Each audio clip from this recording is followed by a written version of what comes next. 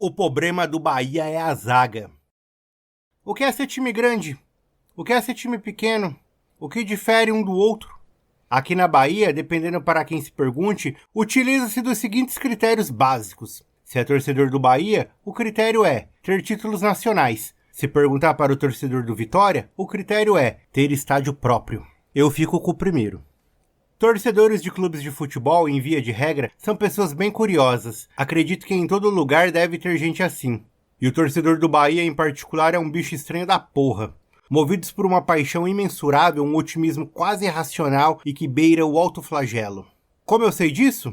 Eu sou assim. Quem nunca fez juras de amor ao clube do coração depois de vibrar com gols de atacantes horrorosos do naipe de Fábio Saci, Pântico, Adelino Forrozeiro, Selmir ou Moré, testemunhando o clube do coração alternar entre as divisões B e C do futebol brasileiro? Jamais saberá o que é sofrer.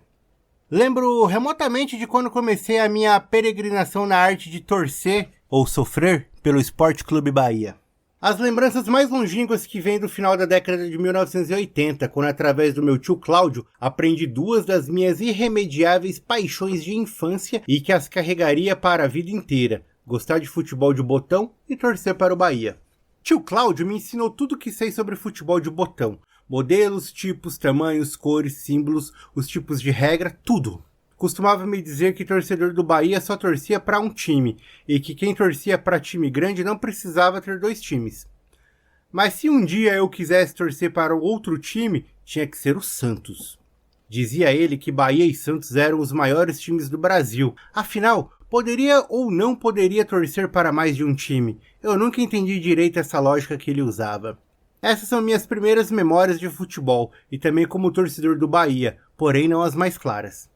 As mais fascinantes são as do início da década seguinte. Com exceção da regra do impedimento, passei a entender melhor sobre futebol. Nunca fui muito bom em matemática, mas logo cedo me dei conta do quanto os números do Bahia sobre o seu rival eram mais expressíveis. O domínio tricolor sobre o seu maior rival era incontestável, o que com o passar dos anos veio diminuindo, mas ainda assim seguem irreversíveis. Foi na década de 90 também que me descobri como um vidente futebolístico, época que precedia a infame era dos pontos corridos no principal campeonato de futebol do país. Eu já sabia, por exemplo, que o rival Vitória perderia os 2 jogos da final contra o multiplatinado Palmeiras de 1993. Descobri também que o Bahia sempre tinha sido campeão estadual nos anos de Copa do Mundo, em que o Brasil tinha levantado taças dos mundiais, lógica quebrada só na Copa do Mundo de 2002.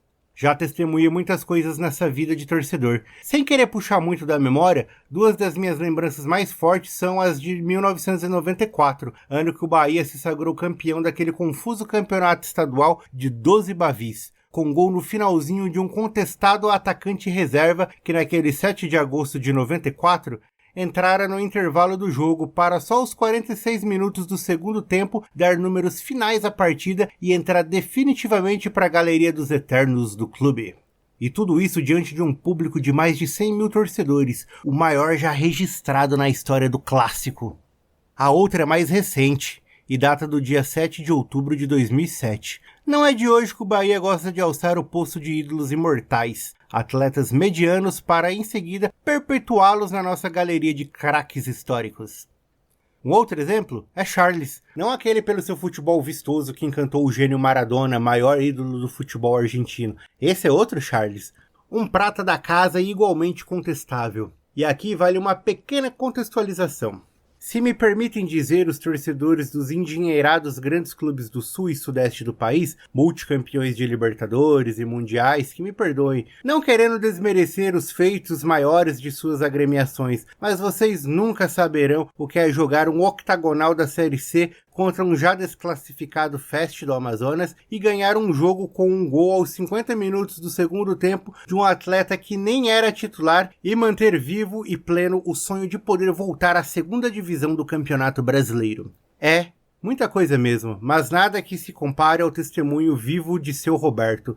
E é aqui que entra o nosso grande personagem. Seu Roberto é torcedor do Bahia de longa data. Dizia ser torcedor do tricolor baiano desde os tempos da Fazendinha. O conheci em meados da década de 1990, na época da antiga Fonte Nova, de arquibancada de cimento, período quando ainda tínhamos o privilégio de termos a animada e inclusiva geral, local onde ficavam os menos abastados, porém não menos animados torcedores. Ficava localizada no anel inferior, ao lado do gol do Dick. Era uma espécie de meia entrada para todo mundo, e como a cota de ingressos era pequena e acabava rápido, tinha-se sempre que chegar cedo para adquirir uma das preciosas e cobiçadas entradas da geral para os jogos, sob a pena de ficar de fora das partidas ou de ter que comprar ingresso de outros setores, ou nas mãos dos cambistas por preços nada ortodoxos.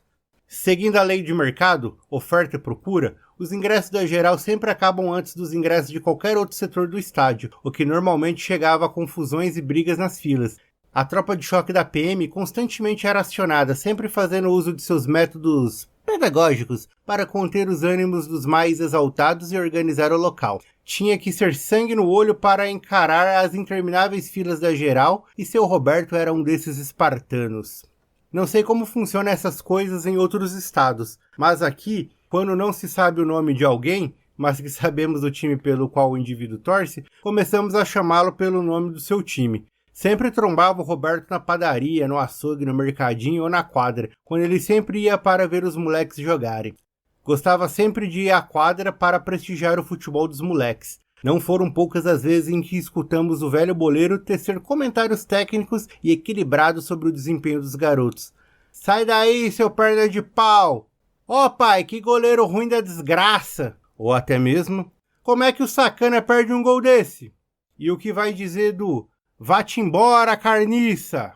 Eram comentários recorrentes do ilustre tricolor. Sim, esse é o seu Roberto. Graças à paixão pelo Bahia, nos tornamos grandes amigos no bairro e companheiros de arquibancada. Íamos sempre para a Fonte Nova torcer, xingar, sofrer, comer água juntos. E pelo Bahia, sempre íamos aos jogos com uma galera do bairro e encontrávamos outros tantos tricolores pelo caminho. Ao chegar no estádio, cada grupo ia para um canto. Cada torcedor tinha seu próprio ritual e sua maneira particular de torcer. Eu sempre me sentava junto com o velho tricolor. Gostava de ouvir suas histórias, admirava suas memórias afetivas com o clube, sabia de cor e salteado as escalações de esquadrões do passado. Eu achava engraçadas as comparações que fazia entre os atletas do passado e os do elenco atual.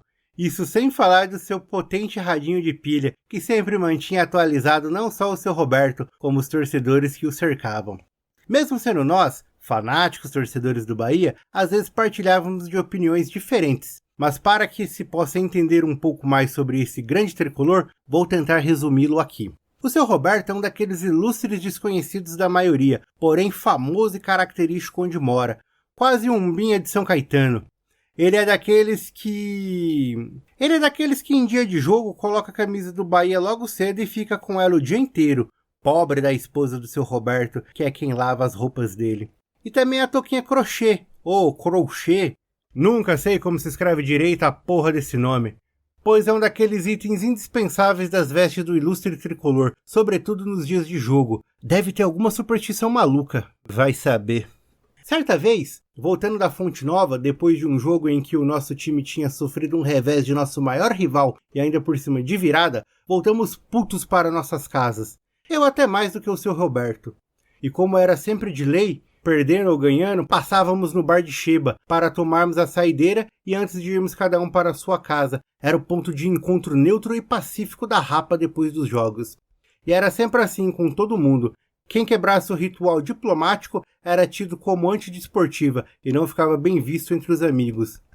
Era interiorizar o espírito de fair play e aguentar com as gozações. Nesse dia, chegamos tarde no bar. Pegamos muito trânsito na volta para casa e quando chegamos o bar já estava como de costume, cheio e barulhento. Seu Roberto, injuriado com o Bahia, optou por sair da Fonte Nova bêbado.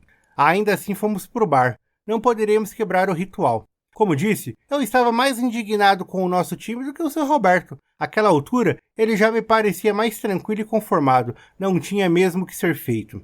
Não estava como de costume escutando a resenha esportiva pós-jogo em seu radinho de pilha. enquanto me encarava, balançando positivamente a cabeça, fingindo entender e concordar com as coisas que eu falava em meio ao barulho do bar. Naquele dia, ele escutava um reggae massa em seu radinho de pilha, colado junto ao ouvido. Pois sim, seu Roberto também é um grande amante da música jamaicana, além de tricolor, é regueiro das antigas. Em nossa conversa após a derrota do tricolor, como prolixo que sou, disparei várias questões do tipo: falta de transparência, de uma gestão mais profissional do departamento de futebol do clube, contratações equivocadas, falta de comprometimento dos atletas, dos dirigentes e de todos os assuntos que sempre existiram, mas que só vem à tona quando nosso time perde ou não vai bem. Enquanto esbravejava contra o Bahia nos ouvidos do meu companheiro de arquibancada, ele continuava curtindo sua lombra alcoólica ao som do reggae. Um outro senhor, aparentando meia-idade e atento ao meu monólogo, fazia com a cabeça sinal de concordância sobre tudo que eu dissera até ali.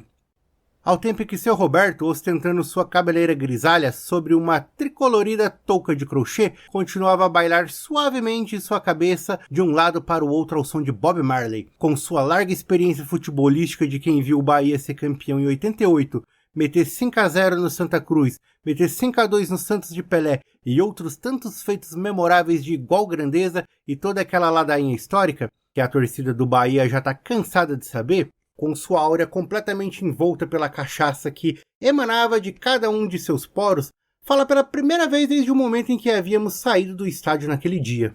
Esquenta não, fi. Você falou até umas coisas bonitas aí, mas não tem nada de sair não. E então continuou.